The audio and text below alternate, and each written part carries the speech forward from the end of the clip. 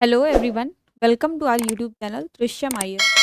तो आज इस क्लास में हम जा रहे हैं ज्योग्राफी एनसीईआरटी करने जा रहे हैं, जिसमें हम नाइन्थ क्लास की एनसीईआरटी से और नाइन्थ क्लास की एनसीईआरटी में हम बेसिकली इंडियन ज्योग्राफी के बारे में पढ़ना है। इसके पहले अगर आपने सिक्स सेवन्थ और एट्थ की एनसीईआरटी पढ़ी होगी तो उसमें आपने फिजिकल ज्योग्राफी और थोड़ा वर्ल्ड ज्योग्राफी के बारे में पढ़ा होगा। इस इस चैप्टर में हम इंडियन ज्योग्राफी के बारे में यानी भारत की स्थिति और आकार के बारे में देखें। तो जो हमारे पहला चैप्टर है नाइन्थ क्लास में वो है भारत का आकार और स्थिति। इस चैप्टर को हम आसानी और सरल तरीके से समझने के लिए इसको चार भागों में विभाजित कर रहे हैं। कौन कौन से कौन कौन से कौन कौन से भाग में पढ़ेंगे? इसको चार भागों में पढ़ेंगे।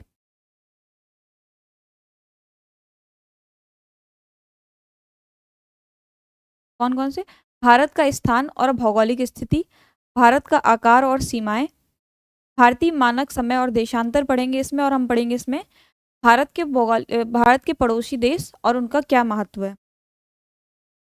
तो सबसे पहले तो हमें भारत की स्थिति देखनी है। भारत की स्थिति देखने से पहले हम कुछ बेसिक पढ़ेंगे इसमें। तो क्या है भूगोल? What is geography?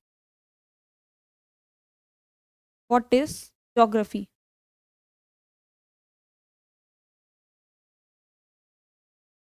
भूगोल क्या है? तो ज्योग्राफी दो शब्दों से मिलकर बनी है, हमें पता है, जियो और ग्राफी, है ना? यानी कि प्लस गोल। ज्योग्राफी का मतलब क्या है? अर्थ स्टडी, है ना? यानी कि स्टडी ऑफ अर्थ, पृथ्वी का अध्ययन। यही हुआ ना इसका मतलब? ये तो पता ही होगा सब लोगों को। अगर हम बात करें, अक्षांश और देशांतर रेखाओं के बारे में पढ़ा होगा आपने। तो हमने पृथ्वी पर, हमारी पृथ्वी पर कुछ अक्षांश और देशांतर रेखाएं खींची गई, है ना? कुछ अक्षांश और देशांतर खींची गई, रेखाएं खींची गई। तो जो हमने इसमें क्षैतिज रेखाएं बनाई उन्हें हमने कहा अक्षांश रेखाएं, ठीक है ना?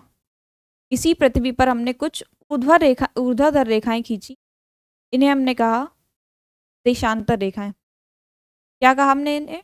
देशांतर रेखाएं। ये देशांतर रेखाएं हमारी पृथ्वी के समय निर्धारण में मदद करती हैं, ठीक है ना? इन देशांतर रेखाओं की संख्या कितनी है? 360। इसके अलावा अगर हम बात करें कि भाई पृथ्वी में भारत कहाँ स्थित है, तो सबसे पहले तो ये आपको पता होगी, ये 0 डिग्री है हमारी, है ना? ये 23.5 डिग्री है। 23.5 डिग्री नॉर्थ, जिसे हम क्या बोलते हैं? कर्क रेखा, ठीक है? इसके अलावा 66.5 डिग्री नॉर्थ, इसे क्या बोलते हैं? आर्कटिक रेखा। क्या बोलते हैं इसे? आर्कटिक रेखा। यहाँ पे हमारा नॉर्थ पोल है और यहाँ पे साउथ पोल, ठीक है, उत्तरी ध्रुव दक्षिणी ध्रुव। के अलावा 23.5 डिग्री साउथ से क्या बोलेंगे? मकर रेखा। ये सब आपने पढ़ा होगा, बस धीरे धीरे जल्दी जल्दी इसका रिवीजन कर। 66.5 डिग्री साउथ क्या है ये? अंटार्कटिक रेखा, ठीक है? इतना समझ में आ गया? अब देखो, अगर हम, ये पता है आपको क्या है 0 डिग्री?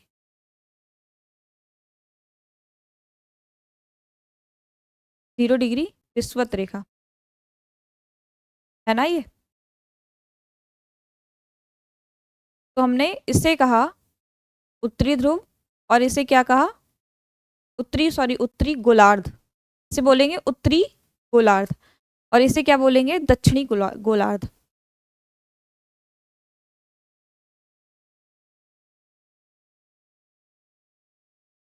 ये है हमारी देशांतर रेखा 0 डिग्री।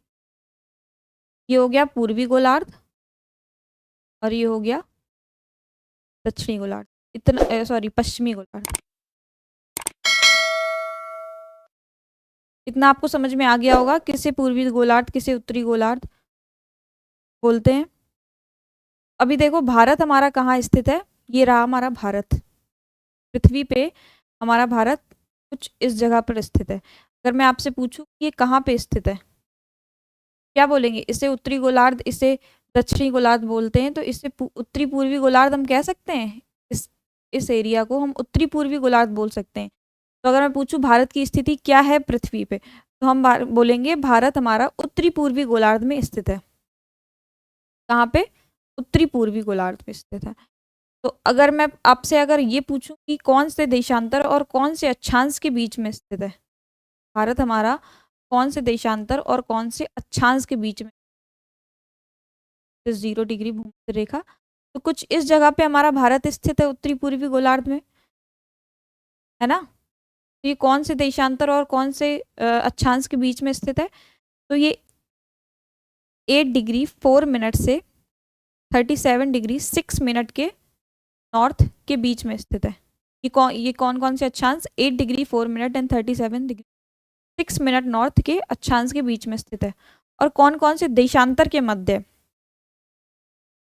तो 68 डिग्री 7 मिनट ईस्ट से 97 डिग्री 25 मिनट ईस्ट से ईस्ट तक ये देशांतर तक स्थित है। ये काफी बार पेपर में पूछा भी गया है। तो इतना हमने देखा, थोड़ा सा पढ़ लो। ये भारत हमारा एक विशाल देश है जो कहाँ से? उत्तरी गोलार्ध में स्थित है, या बोलें कि उत्तरी पूर्वी गोलार्ध में स्थित है, ठीक है ना? उत्तरी पूर्वी गोलार्ध में स्थित है। इसका मुख्य भाग, अब ये मैंने जो अक्षांश और देशांतर बताए हैं ये वही लिखे, 8 डिग्री 4 मिनट उत्तर से अक्षांश से, 37 डिग्री 6 मिनट उत्तरी अक्षांश, और 68 डिग्री 7 मिनट पूर्व से 97 डिग्री 25 मिनट पूर्व देशांतर स्थित है। अब इसमें कर्क रेखा की बात की गई है आगे, कि जो हमारी कर्क रेखा है वो देश को लगभग कितने 2 बराबर भागों में डिवाइड करती है। जो हमारी कर्क रेखा है, भारत, जो भारत के बीचों बीच से गई है, हमारी कर्क रेखा है, यह है कर्क रेखा 23.5 डिग्री, यही है ना कर्क रेखा। ये भारत को लगभग 2 बराबर भागों में बांट रही है। तो आप बताओ कि कर्क रेखा भारत के कौन कौन से राज्यों से होकर गुजर रही है? कौन कौन से राज्यों से होकर गुजर रही है? देखो, गुराम, झजाप, त्रिमी, ये याद करने की एक ट्रिक है कि कौन कौन से राज्यों से होकर गुजर रही है। तो यानी कि गुजरात, गुजरात, राजस्थान, राजस्थान, मध्य प्रदेश, मध्य प्रदेश, छत्तीसगढ़, क्या? छत्तीसगढ़, झारखंड, वेस्ट बंगाल, पश्चिम बंगाल, टी से त्रिपुरा, टी से त्रिपुरा से मिजोरम, ठीक है? तो कुल कितने राज्यों से होकर गुजर रही है? कुल 8 राज्यों से होकर ये कर्क रेखा हमारी भारत को 2 भागों में विभाजित करती हुई गुजरती है, ठीक है? इसके अलावा आगे देखो, इसमें क्या लिखा है कि इसके पूर्व में क्या है? भारत के हमारे दक्षिण पूर्व में क्या है? अंडमान निकोबार। कुछ इस जगह पे ये भारत दिख रहा है आपको, कुछ इस जगह पे हमारा अंडमान निकोबार है। और इसके दक्षिण पश्चिम में क्या है? लक्षद्वीप, ठीक है? ये दोनों हमारे द्वीप हैं इधर, आपको एटलस में देख लेना है, यहाँ पे ये लिखा है। इसके अलावा क्या आप जानते हैं कि भारतीय संघ राज्य का सबसे दक्षिणतम बिंदु कौन सा है? और क्या है? इंदिरा बिंदु है। और इसमें 2004 में सुनामी लहरों के कारण समुद्र में जलमग्न हो गया था ये हिस्सा, जो हमारा दक्षिणतम बिंदु है। तो सबसे पहले कौन क्या है दक्षिणतम बिंदु? इंदिरा पॉइंट है। लेकिन ये तो बताओ कि उत्तरी बिंदु कौन सा है, और पश्चिमी बिंदु कौन सा है, और पूर्वी बिंदु कौन सा है? नॉर्दर्न मोस्ट पॉइंट कौन सा है? साउदर्न मोस्ट पॉइंट कौन सा है भारत का? ईस्टर्न मेन पॉइंट कौन सा है और वेस्टर्न मेन। तो भारत में जो नॉर्दर्न मोस्ट सबसे नॉर्थ में कौन क्या है?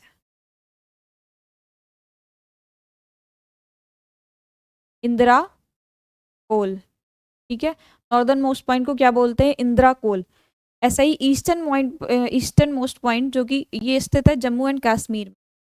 ऐसा ही जो हमारा पूर्वोत्तर बिंदु है उसे कहते हैं कि बीथू, जो कि कहाँ पे है? अरुणाचल प्रदेश में। कहाँ है ये? अरुणाचल प्रदेश में। ठीक है ना। वेस्टर्न मोस्ट पॉइंट कौन सा है अपना? गुजरात में। क्या है?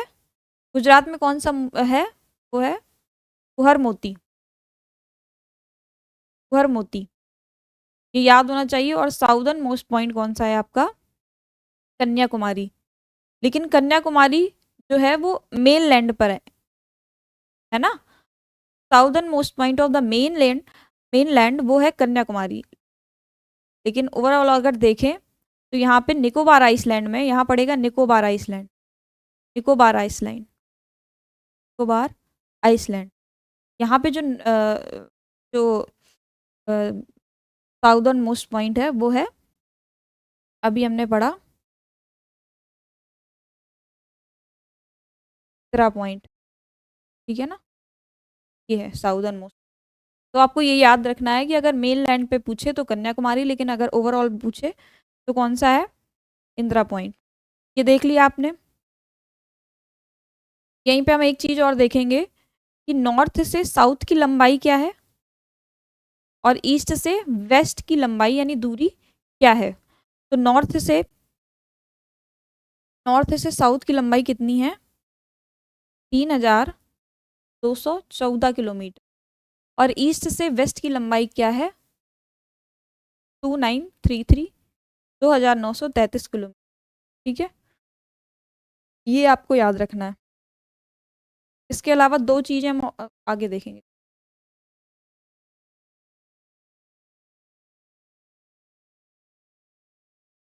अब यहाँ पे कह रहा है कि भारत के भूभाग का क्षेत्रफल कुल कितना है?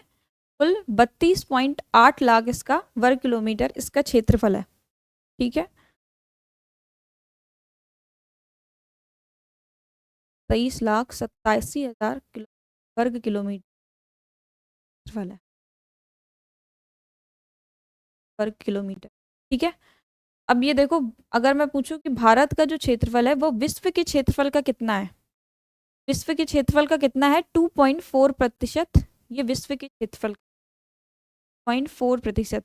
यहीं पे हम देखेंगे कि ये विश्व का कौन सा सबसे बड़ा देश है, सातवां सबसे बड़ा देश है। तो सबसे पहला कौन सा होगा? सबसे पहला देश है जो सबसे बड़ा है वो कौन सा है? रशिया, है ना। Russia, the biggest country of the world. के बाद कनाडा, बाद यूएसए, चाइना, फिर है ब्राज़ील, फिर है ऑस्ट्रेलिया।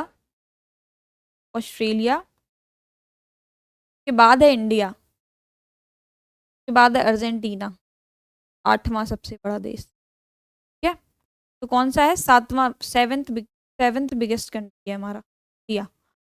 फिर लिखा है कि भारत की स्थलीय सीमा कितनी है? 15,200 किलोमीटर। तो स्थलीय सीमा कितनी है? स्थलीय सीमा है अपनी भारत की 15,200 किलोमीटर। ऐसे ही अगर बात करें समुद्री सीमा की, समुद्रीय सीमा वो है 7516.6 किलोमीटर। कितनी है? 7516.6 किलोमीटर। देखो, स्थलीय सीमा और समुद्री सीमा क्या है? जो हमारी ये है ना, गुजरात से लेकर के ये यहाँ से फिर उड़ीसा तक, ये हमारी समुद्री सीमा है। इसी की लंबाई है 7516.6 किलोमीटर। और हमारी स्थलीय सीमा जो है वो ये है। ठीक है ना, ये कितनी है? ये है 7516.6 किलोमीटर। ये कितनी है? 15,200 किलोमीटर। ठीक है, चलो आगे है। आगे क्या लिखा है कि भारत के उत्तर पश्चिम उत्तर तथा दक्षिण पूर्वी सीमा पर एक नवीन वलित पर्वत है। ये नवीन वलित पर्वत कौन सा है? हिमालय है ना, यहाँ पे हमारा हिमालय पड़ता है ना, हिमालय, हिमालय। ये कौन सा पर्वत है हमारा? नवीन वलित पर्वत। अब वलित पर्वत क्या होते हैं, ब्लॉक माउंटेन कौन होते हैं, ये हम आगे देखेंगे, आगे वाले चैप्टर्स। ठीक है, तो नवीनतम वलित पर्वत है ये। इसका दक्षिण का भूभाग उत्तर में चौड़ा और 22 डिग्री उत्तरी अक्षांश से ये हिंद महासागर की ओर संकरा होता गया है। अभी यहाँ पे क्या कहने की कोशिश की जा रही है कि हमारा जो भारत है ना, उत्तर में चौड़ा है, प्रायद्वीप भारत है हमारा, वो उत्तर में चौड़ा है। यहाँ पे 22 डिग्री उत्तरी अक्षांश के बाद ये 22 डिग्री नॉर्थ अक्षांश के बाद ये हमारा संकरा होता गया है हिंद महासागर की साइड। यहाँ पे हमारा हिंद महासागर है, कि हिंद महासागर की साइड में संकरा होता गया है। ठीक है, ये हमारा हिंद महासागर है, इसके पूर्व में बंगाल की खाड़ी है, बंगाल की खाड़ी है, और भारत के पश्चिम में क्या है? अरब सागर, अरब सागर है ना। तो यहाँ पे आगे क्या कह रहा है? हाँ यही तो कह रहा है, पश्चिम में अरब सागर है और पूर्व में क्या है? बंगाल की खाड़ी स्थित है। अब देखो कि अक्षांश और देशांतर का विस्तार कितना है? लगभग 30 डिग्री। तो देखो कि जो हमारा अक्षांशीय विस्तार है, लगभग अक्षांशीय विस्तार ये और ये मैंने आपको बता दिया कि कितना है। अब ये है कितना? ये दोनों 30 डिग्री के पास में है, यानी कि हमारा भारत का जो अक्षांशीय विस्तार है वो और जो देशांतरी विस्तार है वो लगभग बराबर है। ठीक है, कितना है? 30 डिग्री। अभी ये अगर 30 डिग्री है और ये भी 30 डिग्री है, तो बताओ भारत की लंबाई, मतलब कि नॉर्थ और साउथ की दूरी और ईस्ट वेस्ट की दूरी में अंतर क्यों है? ये मुझे कमेंट सेक्शन में बताओ, अगली क्लास में इस बारे में जाने, ठीक है, कि क्यों है। बाकी आपको कमेंट सेक्शन में बताना है।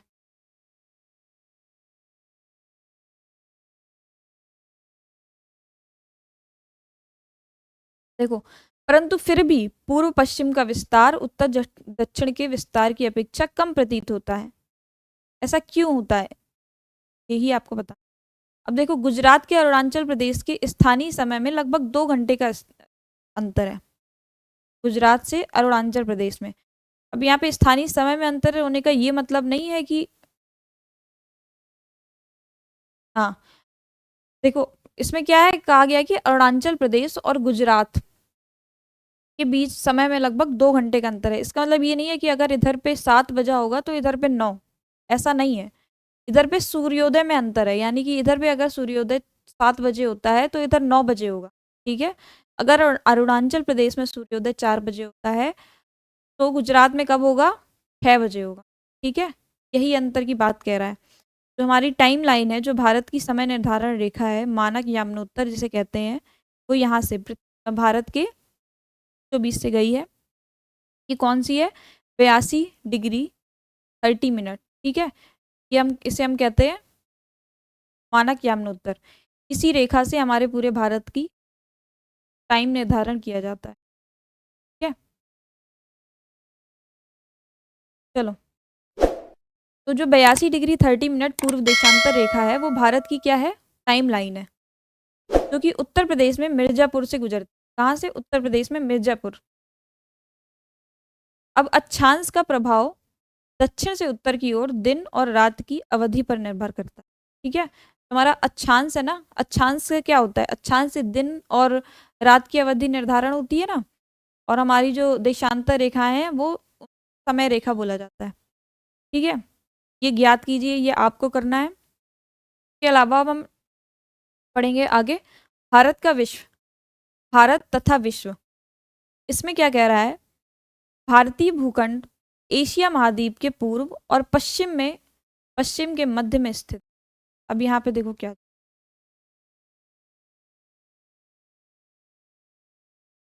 जो हमारा भारत है, ये रहा हमारा भारत।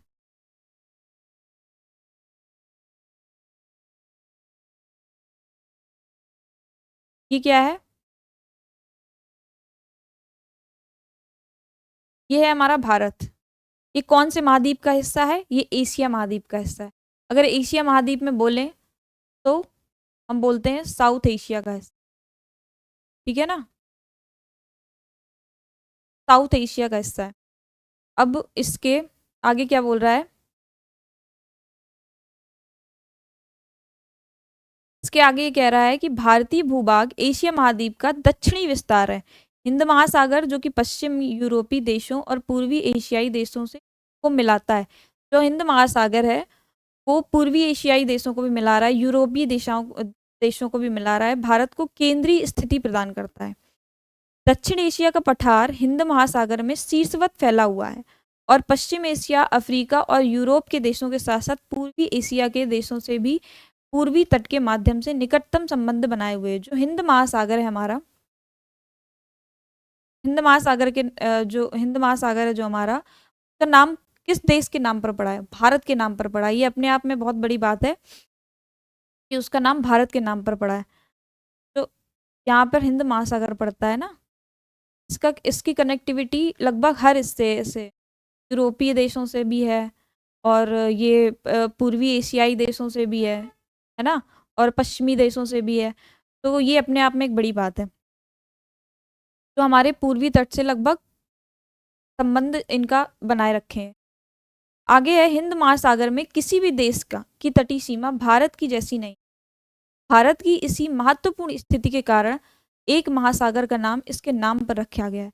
अब हमारा जो प्रायद्वीप भारत है, जो हमारा प्रायद्वीप भारत है, वो लगभग 3 ओर से, कितने जगह से, लगभग 3 जगह से हिंद महासागर समुद्री सीमा बनाए हुए है, लेकिन भारत की जो सीमा है वो हिंद महासागर, जो भारत की सीमा है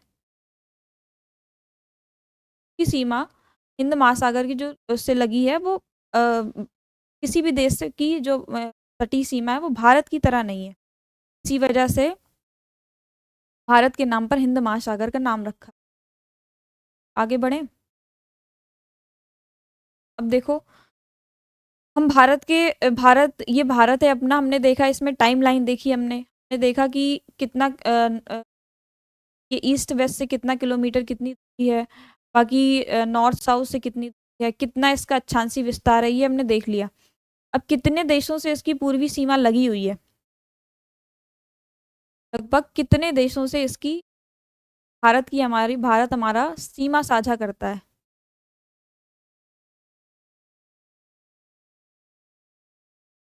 ये रहा देखो भूटान, कितने देशों से, एक तो हो गया भूटान, बांग्लादेश, म्यांमार, चाइना, नेपाल, पाकिस्तान, यहाँ पे अफगानिस्तान से सीमा करता है। बाकी इसके जो द्वीप है वो है लक्षद्वीप। अब देखो यहाँ पे लक्षद्वीप के अलावा यहाँ नीचे मालदीव्स भी है, और यहाँ पे हमारा अंडमान निकोबार द्वीप्स है, ये बंगाल की खाड़ी हो गई, ये अरब सागर हो गया, ठीक है। अब चलो आगे देखो क्या कह रहा है कि भारत का विश्व के देशों के साथ संपर्क युगों पुराना है, परंतु यह संबंध समुद्री जल मार्गों की अपेक्षा भूभागों से होकर था। मतलब जो पहला जो हमारा जो संपर्क है वो विश्व के देशों के साथ वो सदियों पुराना है, पर हमारा जो व्यापार होता था ना वो होता था स्थलीय मार्ग से, जल मार्ग की अपेक्षा, ठीक है। तो जल मार्ग की जो खोज हुई है, समुद्री मार्ग की जो खोज हुई है, वो बहुत समय तक ज्ञात ही नहीं था, ये बहुत बाद में जाकर इसकी खोज। इन मार्गों से प्राचीन समय से विचारों और वस्तुओं का आदान प्रदान होता रहा है, ठीक है। हम कई विचारों का साझा और वस्तुओं का आदान प्रदान विश्व के कई देशों के साथ करते आ रहे हैं। भारत का पश्चिम, मध्य और पूर्वी एशिया तथा दक्षिण एशिया के पड़ोसी देशों के साथ एक अद्भुत संपर्क रहा है। इसी प्रकार उपनिषदों के विचार, रामायण, पंचतंत्र की कहानियां, भारतीय अंक एवं दशमलव प्रणाली आदि संसार के विभिन्न भागों तक पहुंच सके, है ना। ये सब आपको पढ़ना है, समझ आ जाएगा पढ़ने पढ़ने से ही। मसाले, मलमल आदि कपड़े तथा व्यापार के अन्य सामान भारत के से विभिन्न देशों को ले जाए जाते थे। इसके विपरीत यूनानी स्थापत्य कला, पश्चिमी एशिया की वास्तुकला के प्रतीक तथा गुम्बदों का प्रभाव हमारे देश पर भी देखा जा सकता है। हमने देखा है कि हमारे देश पर गुम्बदों का प्रभाव हुआ है, पश्चिमी जो यूनानी स्थापत्य कला थी उसका हमारे देश पर विशिष्ट प्रभाव पड़ा है। तो अब हमने देखे भारत के पड़ोसी देश, हमें देखो। तो भारत का स्थान जो दक्षिण एशिया में है एक महत्वपूर्ण स्थान रखता है। भारत में 28 राज्य और 7 नहीं 8 केंद्र शासित प्रदेश हो गए। क्या बताना है कि 8 केंद्र शासित प्रदेश, ठीक है। याद कीजिए या आप करिएगा। भारत की भूमि की सीमा उत्तर पश्चिम में पाकिस्तान और अफगानिस्तान के साथ, उत्तर में चाइना, नेपाल और भूटान के साथ तथा पूर्व में म्यांमार बांग्लादेश के साथ लगती है, ठीक है। देखो इसमें लिखा है कि आप जानते हैं 1947 से पूर्व भारत में 2 प्रकार के राज्य थे, कौन कौन से? प्रांत और रियासत। 1947 के साथ 2 प्रकार के राज्य थे, प्रांत और विरासत। प्रांतों पर कौन शासन करता था और रियासतों पे कौन शासन करता? तो जो प्रांतों पर शासन करते थे वो थे कौन? अंग्रेजों द्वारा नियुक्त, मतलब वायसराय द्वारा नियुक्त अधिकारी। यहाँ पे वायसराय एक अंग्रेज अधिकारी नियुक्त था, जो कि कौन नियुक्त करता था? वायसराय, ठीक है। वायसराय ने एक अंग्रेज अधिकारी नियुक्त कर दिया, वो प्रांतों पर शासन करता था। और रियासतों पे जो शासन करते थे वो पैतृकता के आधार पर शासन होता था, लेकिन अंग्रेजों की प्रभुसत्ता, अंग्रेजी शासन की प्रभुसत्ता मानकर स्वायत्तता से शासन करते थे ये, ठीक है, जो यहाँ के शासक होते थे पैतृकता के आधार पर। यही लिखा है यहाँ। आगे देखो अब क्या कह रहा है। अब क्या कह रहा है? दक्षिण में समुद्र पार हमारे पड़ोसी देशों में श्रीलंका और मालदीव्स। भारत और श्रीलंका के बीच छोटी समुद्री रास्ता पाक जल संधि तथा मन्नार की खाड़ी है, यहाँ पे पड़ती ना पाक जल संधि।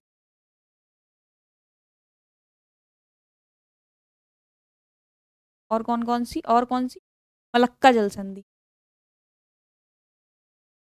इसके अलावा लक्षद्वीप समूह के दक्षिण में कौन सा स्थित है? मालदीव। ये रहा लक्षद्वीप, इसके दक्षिण में कौन सा स्थित है? मालदीव्स। अपने पड़ोसी देशों के साथ भारत के भौगोलिक और ऐतिहासिक संबंध बहुत अच्छे रहे हैं। हाँ ये तो है, अपने पड़ोसी देशों के साथ भारत ने बहुत अच्छे संबंध बनाए रखे हैं हमेशा। ये हो गया आपका। हमने इस चैप्टर के सभी पॉइंट अच्छे से समझ लिए हैं। भारत का स्थान और भौगोलिक स्थिति, भारत का आकार भी समझ लिया, इसकी सीमाएं भी देख ली, भारत मानक समय और देशांतर भी देख लिए, भारत के पड़ोसी देश भी देख और उनका देख लिया। इसके अलावा जो आपको देखना है वो इस पे देखना है क्या?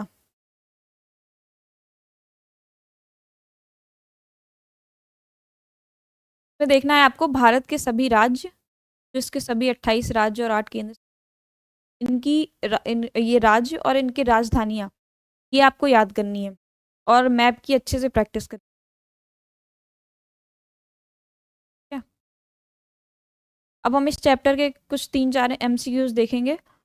कर्क रेखा किस राज्य से नहीं गुजरती है? तो ये आपको बता दिया, ये कई एग्जाम्स में पूछा भी जा चुका है कर्क रेखा के बारे में। तो मैंने बताया था गुराम, तो याद करने का तरीका है ये, एक छोटा सा याद कर लो, ऐसे भी याद हो जाएगा, ठीक है। तो क्या कह रहा है? राजस्थान से क्या गुजरती है? गुजरती है। छत्तीसगढ़ से क्या गुजरती है? ठीक है। त्रिपुरा से गुजरती है? गुजरती है। त्रिपुरा से भी गुजर उड़ीसा से गुजरती है क्या कर्क रेखा? ये दिख रहा है वो, उड़ीसा से नहीं गुजरती। तो सही आंसर हो जाएगा ए सॉरी। भारत का सबसे पूर्वी देशांतर कौन सा है? देशांतर मैंने आपको बता दिए हैं, तो सबसे पूर्वी देशांतर कौन सा था? सबसे पूर्वी देशांतर कौन सा है? यहाँ पे अरुणाचल प्रदेश के सॉरी, पूर्वी देशांतर कौन सा है? 97 डिग्री 25 मिनट। तो इसका आंसर क्या हो जाएगा? ए।